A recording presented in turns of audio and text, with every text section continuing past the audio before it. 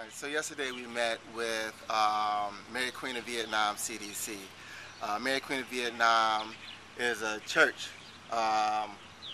in eastern New Orleans that became very civically engaged after the hurricane, so much so that they in fact got Congressman Gao elected to Congress.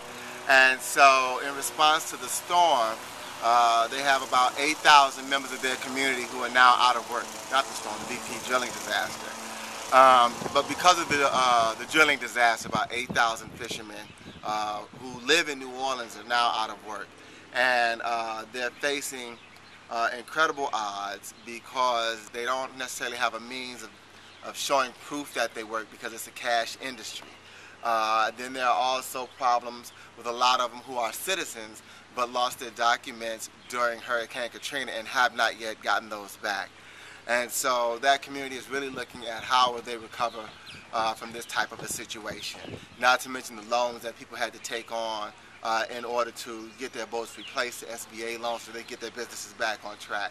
So just as this community was beginning to right itself, get their feet under themselves, they now have to deal with the loss, the tremendous economic loss, not only of the 8,000 individual families, but the monies that those families brought into their community. So British Petroleum has said that they will, I guess about 50% of what people made, they will, make people right. And so in order to get that, you have to produce all of your tax forms. People don't necessarily have all of their tax forms because they get paid in cash.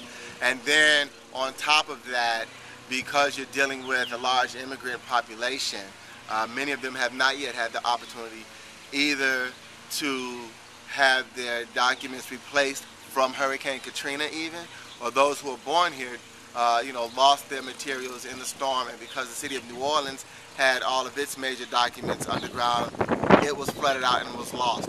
So a lot of people are just kind of caught in an abyss of madness between the failure of government following Hurricane Katrina and now having to suffer this corporate disaster.